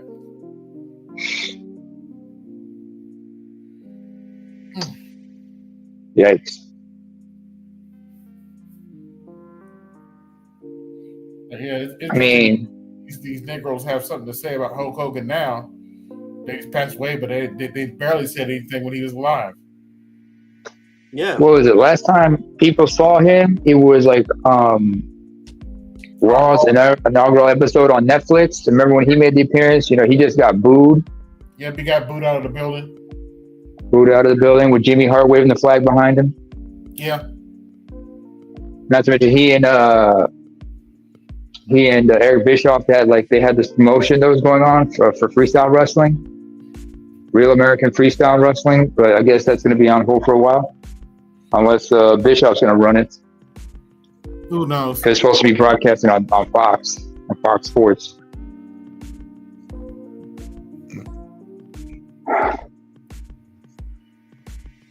That'd be interesting, freestyle wrestling. It's, you know. Hold on 1 minute. Go ahead. Yo, what's going on, guys? Yo, HH, brother. HH.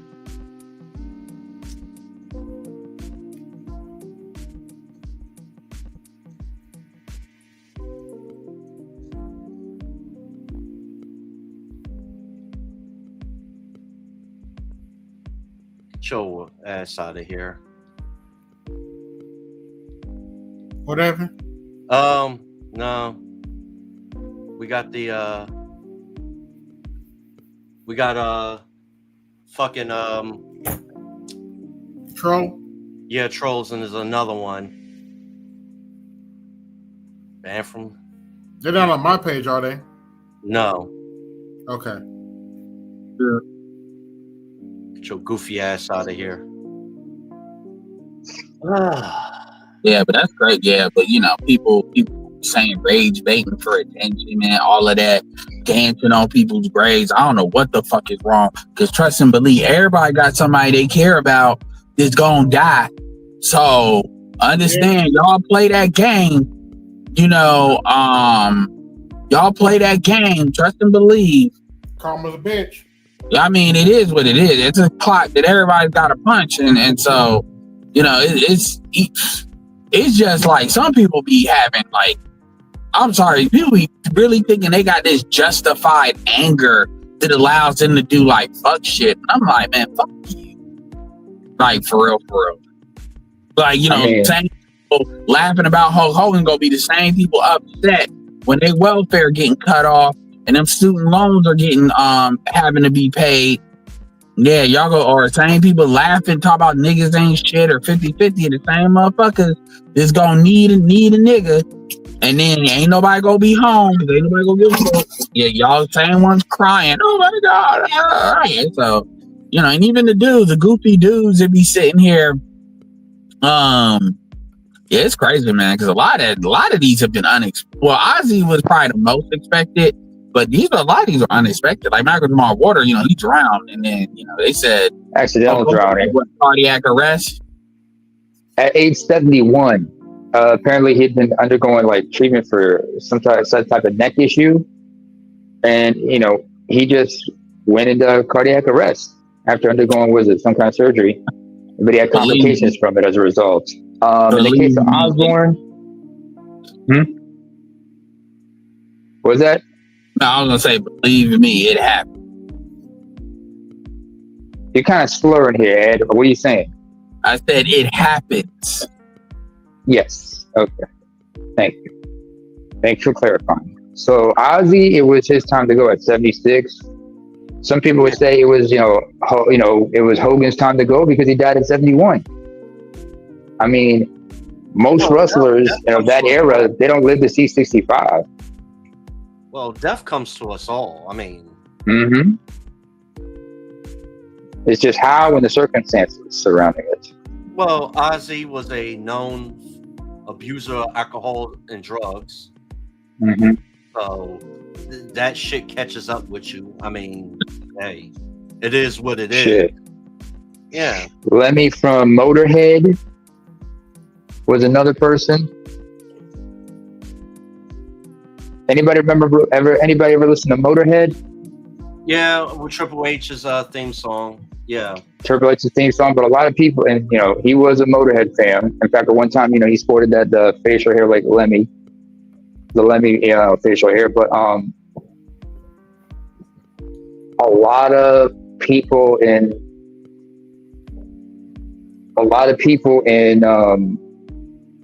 metal kind of they blasted at Lemmy because of his choice of attire, because he had like iron crosses and whatnot, and they were accusing him of being this, that, and the third, or being a sympathizer, and he was denying it. I mean, you see the symbol for the logo for Motorhead. It has that that SS helmet in it with the horns and such. No, with the spike, I believe it is. What, on Motorhead? Right. Yeah, Motorhead. If you ever look at their logo. Yeah, well, that doesn't surprise me. Metal. That's targeted towards white people. Yeah. Just like Pantera. One person who is extremely racist. So I mean, hey, it is what it is. One person I can mention about that is David Draymond, who is the frontman for Disturbed. He's a small hat, and he's been vocal about his disdain for things like that. He says, if I see somebody in the metal scene rocking that, I'm just going to let them know we're going to have a problem. And this is somebody who has dealt with Yahtzees in his life. He talked about one time he almost got picked on by when he was a teenager. He got picked on by a couple of skinheads, and he was able to beat the holy crap out of them. All he did, they tried to rob him. He broke free, whacked them, and then he took the chain from his bicycle and beat him bloody afterwards. And then he escaped. And then when he got home, his family was shocked with all the blood. Yes, it's not mine. He said, "Don't worry, it's not mine." So basically, he held his own nuts and he took care of his own issues. Mm-hmm. Yep. He took care of his own issues. What's his name? David Draymond. Well, shout out to David Draymond. Mm-hmm. In fact, his wife and the mother of his son, she is a former WWE diva. What was her name? I forgot her name. She was like a Asian Hawaiian chick.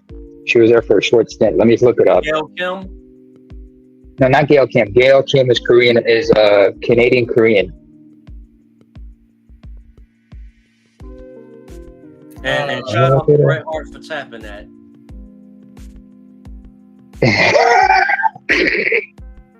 Oh, you tapped Gail Kim? Well, he's called it. Oh yeah. Bret Hart don't discriminate. You got him a black wife right now. Yep. He's tapping okay. And prior to that, he was tapping Gail Kim. Shout out to Bret Hart, the best there is, the best there was, the best ever will be. The excellence of execution. Yes. He be putting them bitches in the sharpshooter. Well, pink and black, baby. Pink and black. Bret Hart was my childhood. One of the best wrestlers I ever met was Bret the Hitman Hart. Yeah. Lena Yada is her name. David Draymond's wife's name is Lena Yada. They have a son together. Oh, they were divorced a couple years ago.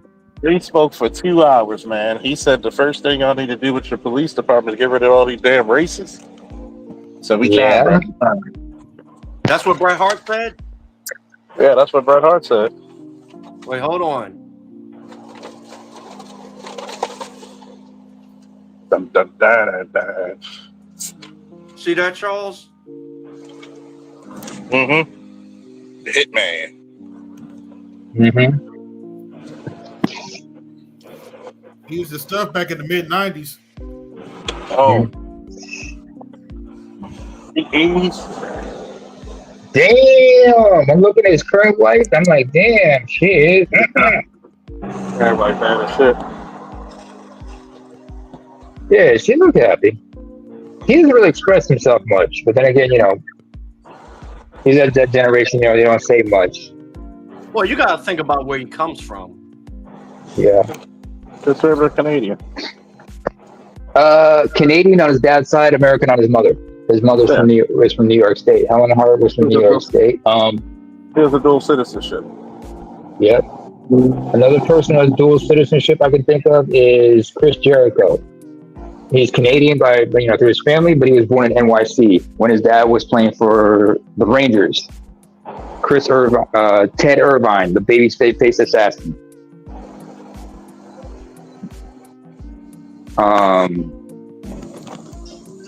But you didn't want Stu to put your hand. As far as Bret Hart goes, his father Stu, great guy, but you didn't want him putting his hands on you. That guy liked to stretch people. Hitman versus Stone Cold. Are you talking about the WrestleMania 13 match? Yeah, that wasn't a match of the decade. That was the match of the goddamn quarter century. Yeah. That was a brutal beatdown. No holds barred, no disqualification. You gotta go to Steamboat fucking Flair to the level of shit. Like that match brought in the Attitude Era. Yes. Oh, you mentioned actually the match. Okay, go ahead. You mentioned Stu Hart. Mm-hmm. Now, keep in mind who said this. Mark Henry said if Stu Hart was young enough to be an MMA fighter, all the MMA fighters would be scared of him. Mm-hmm. Yeah. Yeah. You gotta look at Mark Henry. He's there with JBL. And he's like, what's going on? And he's like, I'm frustrated because I can't tear this quarter in half. And he bent the entire quarter facing each other. No, that was Big Show. Well, Big Show, sorry. With JBL was different. With JBL, it was the one where and locked his bag. Yeah. He said I went back. He said I went in the corner.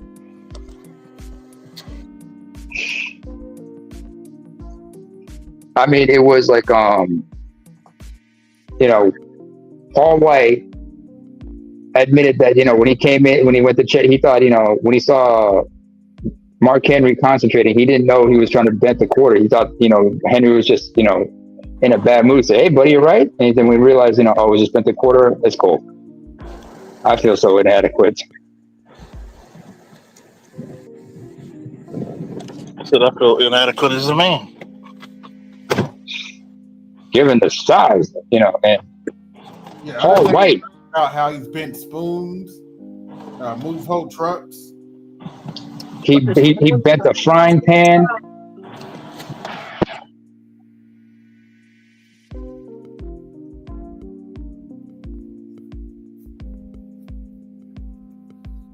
What else? He stopped the car from moving.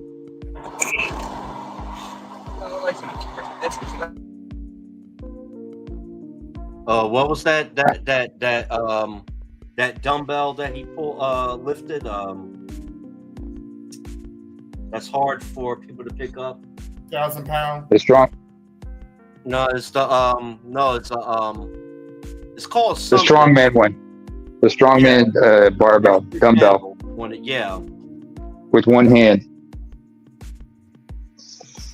I remember Mark Henry was in a documentary about strongman competition. It's called Born Strong, and he gave some insights that were really important. Yeah, the heaviest thing I ever picked up with one hand was a 115 pound dumbbell. Dumbbell or barbell? Dumbbell. Yeah, dumbbell. That's cool. I picked up lifted a 100-pound dumbbell. That was long time ago. Long time ago. Shit. I've never picked up anything that heavy in my life. That was a cakewalk I know. compared to I know other- nothing. I know nothing about weightlifting, so I'm gonna shut up. Man, Oh, shut your Bullshit. Bullshit. Bullshit. Bullshit. You don't know nothing. But Charles, if you don't know nothing about lifting weights, then I know good and well you're rocking dreadlocks. Oh yeah, they long and flowing too. Mhm. Yeah, you know, you Isaac Hayes looking like motherfucker. I'm like this. Here's my thing. I always look at my friends when they be like, "Yeah, Mhm. I lifted this much today," and everybody's cheering for them. But I mean, like, if I lift something, y'all don't cheer. They be like, "Well, Charles, you're not a surprise." Everybody else, Yo. everybody's Mhm. trying to Go catch ahead. up. Okay, Mm-hmm. they're like, they were like this one kid, came in there. He said I was in the gym, and he said I did right. I was squatting like 370, and he's like, I was squatting like 315, 330, and he was like, yeah, I feel good, and he was trying to be like, so how much you lift? I said, depending on how I feel, that might be my warm up. For squatting, no, benching. He said, "For squatting." Not a benching. He's like, you start. I said, I've been in weightlifting clubs, but we started at 275 and ended up at 5. Yeah, buddy. I just realized. I just recalled a name. By the way, since we're talking about, hold on a second.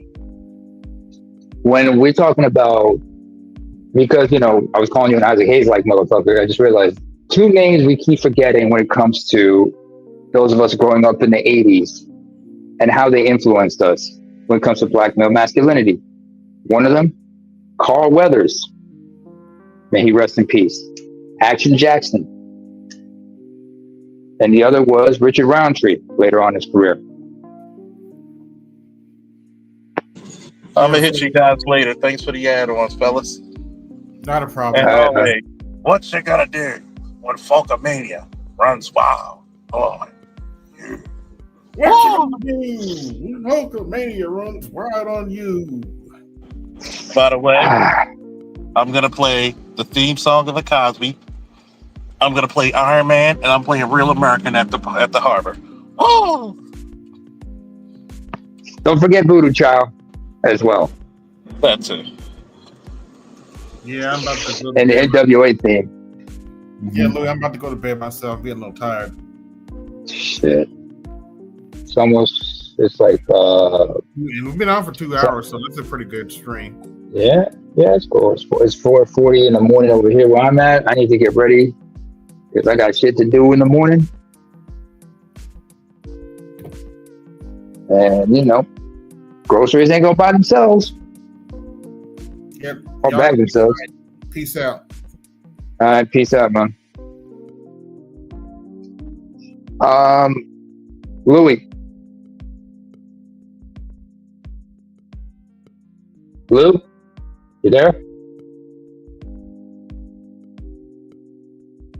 Yeah, I'm here. All right, man. All right. I guess we're gonna call this name.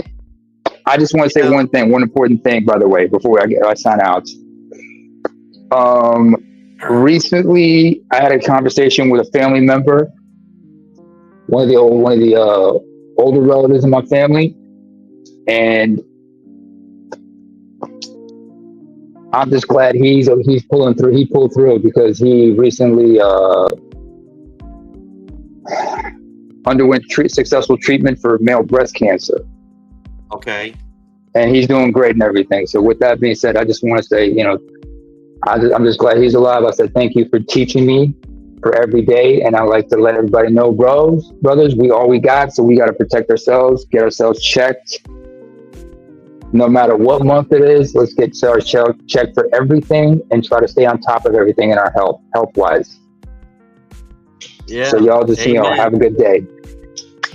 Yeah, keep up on your health, people. Yeah. You only got one life to live. We've seen a lot of people, you look at some of you don't want to go out like Ronnie Coleman. You want to go out like Lee Haney. Yeah. So with that, Well, you have a pleasant night, brother. Peace out. all right. Peace. Well, thank you for watching. Hold on. Thank you everybody for watching. So we are out.